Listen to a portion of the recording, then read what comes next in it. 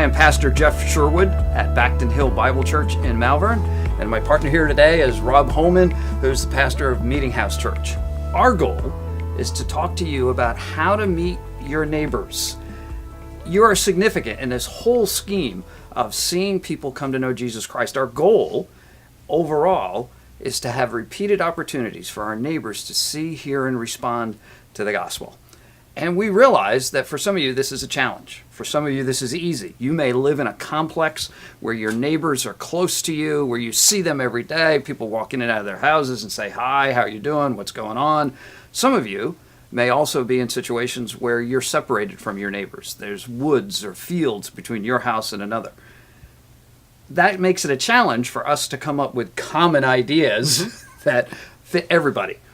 We also realize that for some of you are in different stages of life. You may are married with children, married without children. Your children could be young, they could be teenagers, you could be single. All of those factors factor into how we're going to talk about how you meet your neighbors. And so, Rob, how's it working for you? Yeah, Where are you? It's a joy just getting together with you. Oh, isn't it though? Because I know this specific topic as it relates to getting to know your neighbors, I know it excites you, it excites me, and hopefully it excites all of you that are watching and listening.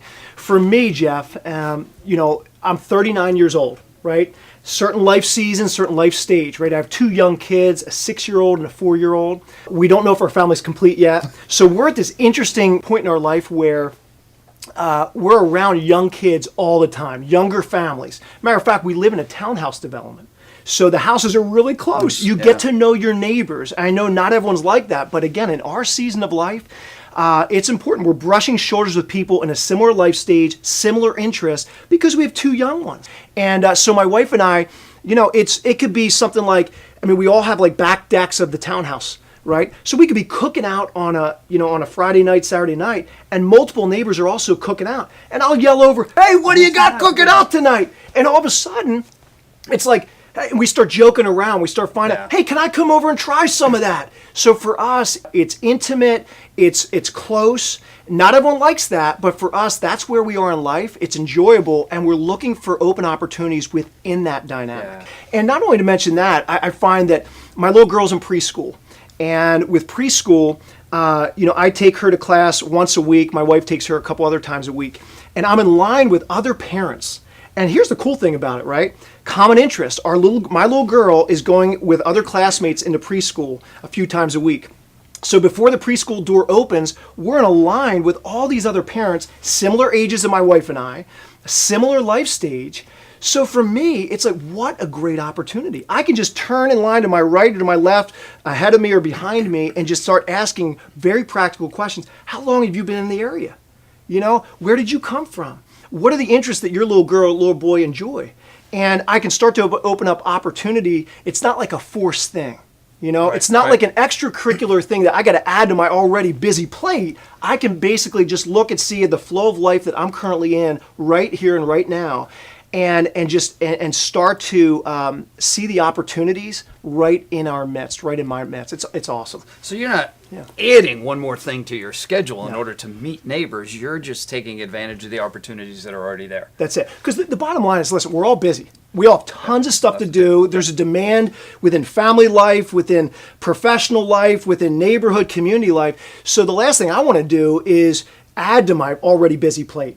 I want to be a good steward with my time. Right. And in being a good steward with my time, I like to look at my season of life, my stage of life, my interests, my family's interest, and then be more sensitive to the places I'm going, the people I'm hanging around. And there's open opportunities all over the place, and God's in it, and He's in it in a powerful way. Yeah, and my situation is just totally different than yours in terms of my living arrangements, because I don't live in a complex. I don't live where my neighbors are close. There's fields and woods that separate my neighbors from where I live. I'm way off the road. There is no sidewalk. So meeting my neighbors, those who are currently right next door to me, is hard. And so one of the things that helped me was to think about who my neighbors are in terms of the sphere of influence that I already have. I wear a cap because my dad was in the Marine Corps and he was an Iwo Jima survivor. So I have a little cap that says proud son of a United States Marine. So a few years ago I was out with that cap and somebody said, "You're in the Marine Corps?" I said, "No, my dad was, and he was an Iwo Jima survivor." So this gentleman says, "Well, we have a bunch of veterans that meet for breakfast. Why don't you come to breakfast?" I said, "Nah, I wasn't in the service." No, we want you to come."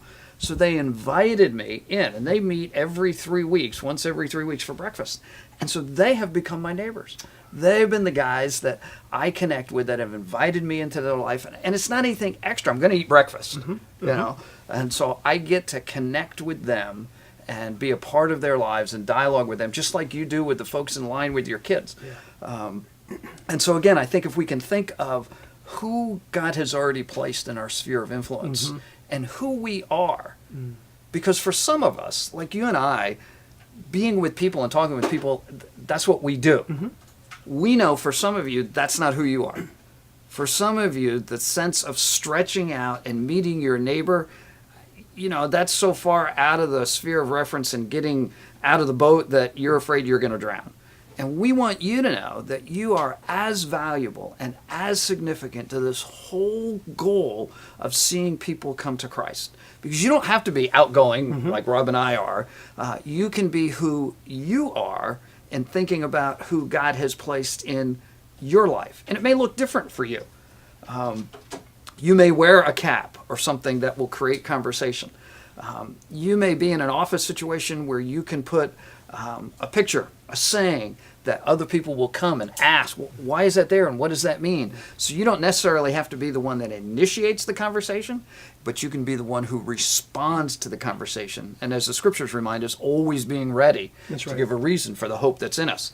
I can't help, as I'm listening to you, I can't help but think, to go back to the analogy, the picture that I painted of being in line with my little girl's class. There's been times where my wife and I are standing in line together. It doesn't happen every week because of my work situation, her work situation, but there have been times.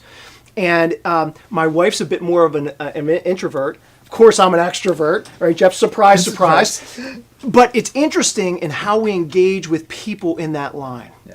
I'm like, I'm saying hi to almost everyone in the entire line. There's like 10 to 15 parents and the kids. I'm saying hi to the kids, and that's just me. I'm like, hey, how you doing? What's going on? My wife will turn to one person, but she'll go deep with that one person in a very short period of time. And really both are needed. Extroverts, introverts, we're all made differently. To your point, both are equally important, and we reach people in different ways. And how exciting that is. With tremendous opportunity. So how that plays out is, I'll start like in line, I'll start saying, hey, what's everyone doing in the next couple weeks? Do y'all want to go to the park after school and play with the kids? And my wife will start like turning to maybe just one or two people that she already knows a little bit in line.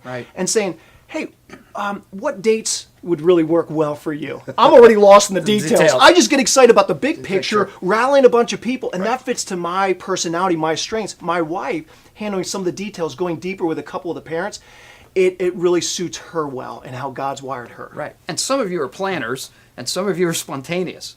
Both of those are quality traits that God has placed into your life to use in the goal of reaching your neighbors. And so we just kind of want to end with a couple of thoughts that work for everybody, and that's one, be intentional. Be intentional to think about who your neighbors are. Be intentional to think about your sphere of influence, who God has placed in your life. And don't add something to your schedule, but be aware of what you have right in front of you and how God wants to use you in the cause of reaching people, meeting your neighbors, and having an opportunity to share the gospel with them. Could not agree more. You know, again, your plate's already full, and you have a lot going on in your life, as we have a lot going on in our life. And to Jeff's point, I could not encourage you any more of just looking at the things you enjoy to do, your hobbies, your interests, your season and stage of life, and ask the Spirit of the living God for opportunities all around you. He will continue to awaken you, open you up, have you become more and more sensitive to the people before you, behind you, to the left and to the right. And all of a sudden, it'll just begin to be a little bit more easy in how you're wired and how you're built and how you're made. And isn't he just a God of opportunity? Amen. You know? Amen. Yeah. And the fact that he wants to use us.